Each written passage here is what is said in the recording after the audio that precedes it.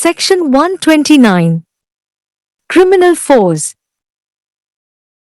Whoever intentionally uses force to any person, without that person's consent, in order to the committing of any offense, or intending by the use of such force to cause, or knowing it to be likely that by the use of such force he will cause injury, fear or annoyance to the person to whom the force is used, is said to use criminal force to that other.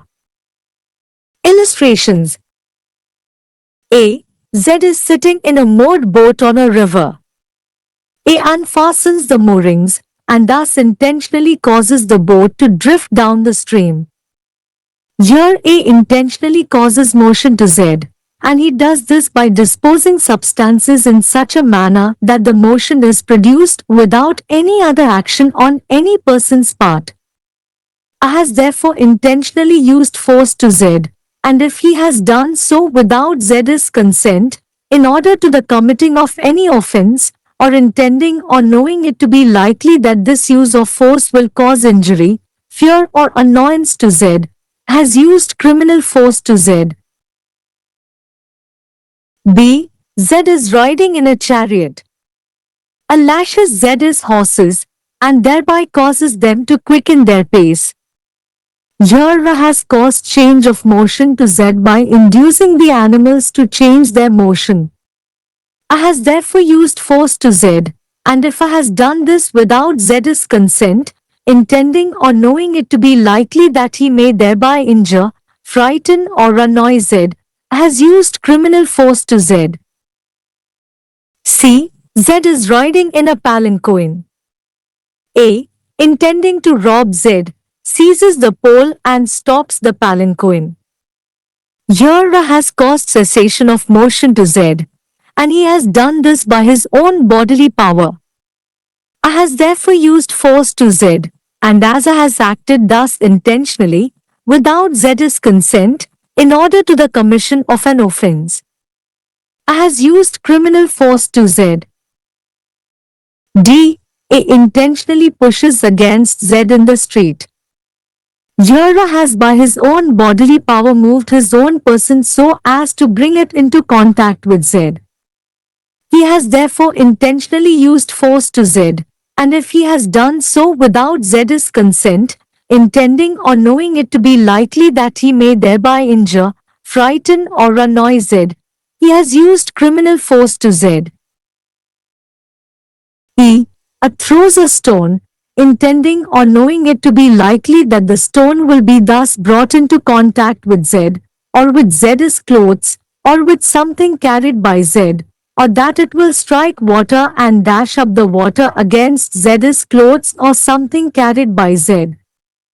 Here, if the throwing of the stone produce the effect of causing any substance to come into contact with Z, or Z's clothes, A has used force to Z, and if he did so without Z's consent, intending thereby to injure, frighten or annoy Z, he has used criminal force to Z.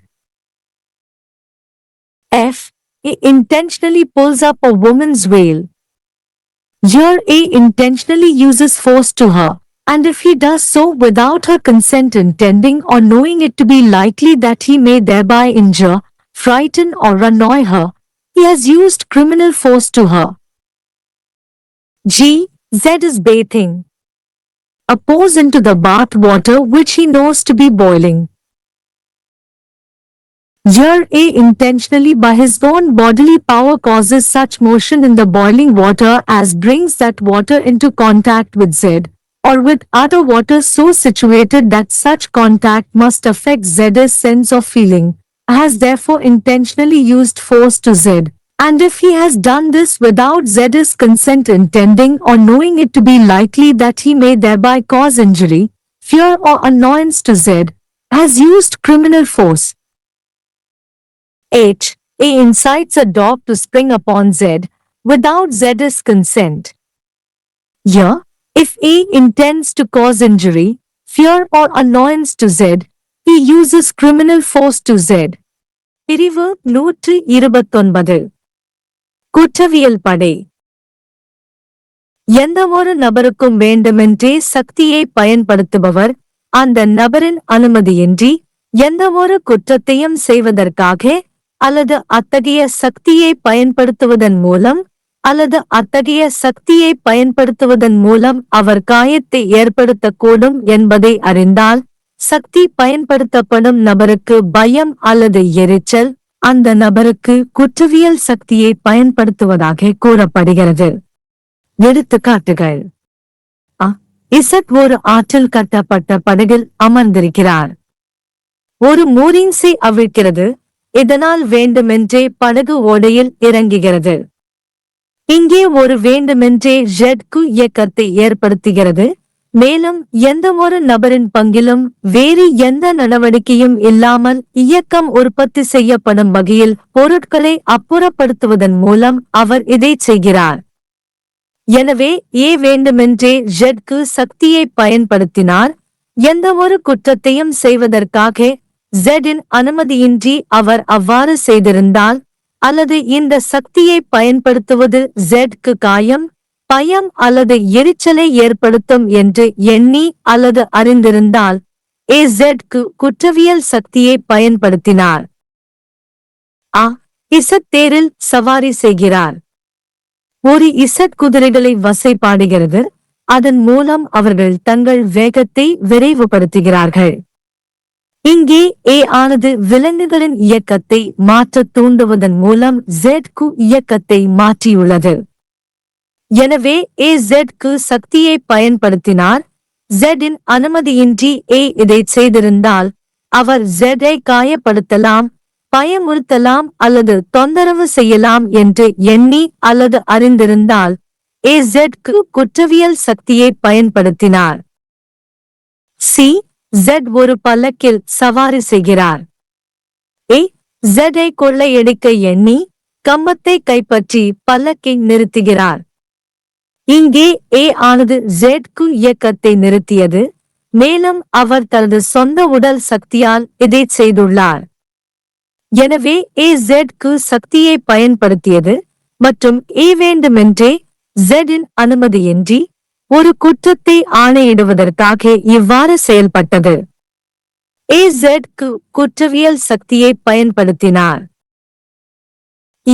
தெருவில் ஜெட்கு எதிராக வேண்டுமென்றே தள்ளுகிறார். இங்கே தனது சொந்த உடல் சக்தியால் தனது சொந்த நபரை ஜெட் உடன் தொடர்பு கொள்ள நடத்தியுள்ளார். எனவே அவர் வேண்டுமென்றே ஜெட்கு சக்தியை பயன்படுத்தினார். ஜெட்டின் அனுமதியின்றி அவர் அவ்வாறு செய்திருந்தால் அவர் ஜெட்டை காயப்படுத்தலாம், பயமுறுத்தலாம் அல்லது எரிச்சலூட்டலாம் என்று எண்ணி அல்லது அறிந்திருந்தால் அவர் ஜெட்கு குற்றவியல் சக்தியை பயன்படுத்தினார். ஒரு கல்லை வீசுகிறது. கல் இவ்வாறு இசட் அல்லது இசட் உடைகள் அல்லது இசட் எடுத்துச் சென்ற ஏதாவது மூலம் தொடர்பு கொள்ளப்படக்கூடும் என்று எண்ணி அல்லது அறிந்து கொள்ளுங்கள், அல்லது அதில் தண்ணீரை தாக்கி தண்ணீரை தாக்கும் ஜெட் இன் உடைகள் அல்லது ஜெட் எடுத்துச் சென்ற ஒன்று. இங்கே கல்லை எறிவது எந்தவொரு பொருளையும் ஜெட் அல்லது ஜெட் இன் ஆடைகளுடன் தொடர்பு கொள்ளச் செய்யும் விளைவை ஏற்படுத்தினால் ஜெட்கு சக்தியை பயன்படுத்தினார்.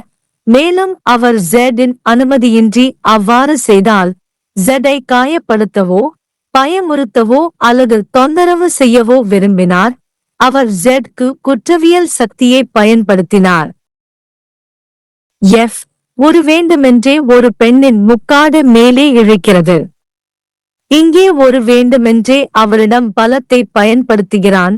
அவனுடைய சம்மதத்தின்றி அவன் அவ்வாறு செய்தால் அல்லது அவன் அவளை காயப்படுத்தலாம், பயமுறுத்தலாம் அல்லது தொந்தரவு செய்யலாம் என்று தெரிந்தால் அவன் அவரிடம் குற்றவியல் சக்தியை பயன்படுத்தினான். இசட் குளிப்பது. கொதிக்கும் என்று தெரிந்த குளியல் நீரில் ஒரு ஊற்றவும். இங்கே வேண்டுமென்றே ஒரு தனது சொந்த உடல் சக்தியால் கொதிக்கும் நீரில் அத்தகைய இயக்கத்தை ஏற்படுத்துகிறது. அந்த தண்ணீரை ஜெட் உடன் தொடர்பு கொள்ள வைக்கிறது அல்லது அத்தகைய தொடர்பு ஜெட் இன் உணர்வை பாதிக்க வேண்டும். எனவே வேண்டுமென்றே ஜெட்கு சக்தியை பயன்படுத்தினார். ஜெட்டின் அனுமதியின்றி அவர் இதைச் செய்திருந்தால் அல்லது அதன் மூலம் அவர் காயத்தை ஏற்படுத்தக்கூடும் என்று தெரிந்தால் ஜெட்க்கு பயம் அல்லது எரிச்சல் குற்றவியல் சக்தியை பயன்படுத்தியது. மா ஜெட்டின் அனுமதியின்றி ஜெட் மீது ஒரு நாயை வசந்தம் செய்ய தூண்டுகிறது. இங்கே ஜெட்க்கு காயம், பயம் அல்லது எரிச்சலை ஏற்படுத்த விரும்பினால் அவர் ஜெட்க்கு குற்றவியல் சக்தியை பயன்படுத்துகிறார். धारा 129 आपराधिक बल। जो कोई जानबूझकर किसी व्यक्ति के लिए बल का उपयोग करता है, उस व्यक्ति की सहमति के बिना किसी भी अपराध को करने के लिए या इस तरह के बल के उपयोग के कारण होने का इरादा रखता है, या यह जानते हुए कि इस तरह के बल के उपयोग से वह चोट, भय या झुंझलाहट का कारण बनता है, उस व्यक्ति को जिसे बल का उपयोग किया जाता है, उस दूसरे को आपराधिक बल का उपयोग करने के लिए कहा जाता है। चित्रण क जेड एक नदी पर बंधी नाव में बैठा है। ये लंगरगाहों को खोल देता है और इस प्रकार जानबूझकर नाव को धारा में बहने का कारण बनता है। यहाँ ए जानबूझकर जेड को गति का कारण बनता है और वह पदार्थों को इस तरह से निपटाकर ऐसा करता है कि किसी भी व्यक्ति की ओर से किसी अन्य कार्रवाई के बिना गति उत्पन्न होती है। इसलिए ए ने जानबूझकर जेड पर बल प्रयोग किया है, और यदि उसने जेड की सहमति के बिना कोई अपराध करने के लिए या यह इरादा करने या जानने के लिए ऐसा किया है कि बल के इस प्रयोग से जेड को चोट, भय या झुंझलाहट होगी, तो ए ने जेड पर आपराधिक बल का प्रयोग किया है। ख ज रथ में सवार है। एक इसके घोड़ों को कोड़े मारता है और इस तरह उन्हें अपनी गति तेज करने का कारण बनता है।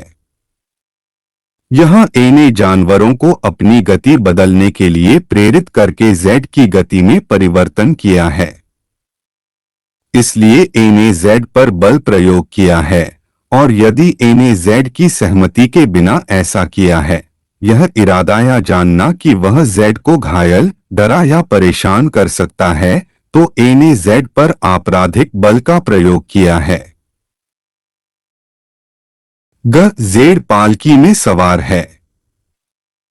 ए जेड को लूटने का इरादा रखते हुए खंभे को पकड़ लेता है और पालकी को रोक देता है। यहाँ ए ने जेड की गति बंद कर दी है और उसने ऐसा अपनी शारीरिक शक्ति से किया है।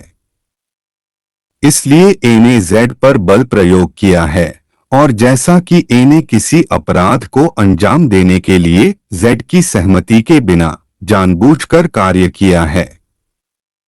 ए ने जेड के लिए आपराधिक बल का प्रयोग किया है। बी ए जानबूझकर सड़क पर जेड के खिलाफ धक्का देता है। यहाँ ए ने अपनी शारीरिक शक्ति से अपने ही व्यक्ति को स्थानांतरित कर दिया है ताकि उसे जेड के संपर्क में लाया जा सके। इसलिए उसने जानबूझकर जेड के लिए बल का प्रयोग किया है, और यदि उसने जेड की सहमति के बिना ऐसा किया है, यह इरादा रखते हुए या यह जानते हुए कि इससे वह जेड को घायल, डरा या परेशान कर सकता है, तो उसने जेड के लिए आपराधिक बल का प्रयोग किया है। न का पत्थर फेंकता है, यह आशय या यह जानते हुए कि यह संभावना है कि पत्थर को इस प्रकार जेड के संपर्क में लाया जाएगा, या जेड के कपड़ों के साथ, या जेड द्वारा ले जाए गए किसी चीज के साथ, या यह कि वह पानी पर प्रहार करेगा और पानी को जेड के कपड़ों या जेड द्वारा ले जाए गए किसी चीज के खिलाफ। यहाँ यदि पत्थर फेंकने से कोई पदार्थ जेड या जेड के कपड़ों के संपर्क में आता है, तो ए ने जेड के लिए बल का प्रयोग किया है, और यदि उसने जेड की सहमति के बिना ऐसा किया है जिससे जेड को चोट पहुंचाने, डराने या परेशान करने का इरादा है, उसने जेड के लिए आपराधिक बल का प्रयोग किया है। च एक जानबूझकर एक महिला का घूंघट खींचता है। यहाँ ए जानबूझकर उसके लिए बल का प्रयोग करता है, और यदि वह उसकी सहमति के बिना ऐसा करता है, यह इरादा रखते हुए या यह जानते हुए कि इससे वह उसे घायल कर सकता है, डरा सकता है या परेशान कर सकता है, तो उसने उसके लिए आपराधिक बल का प्रयोग किया है। जेड नहा रहा है। स्नान के पानी में डाला जाता है जिसे वह उबलता हुआ जानता है।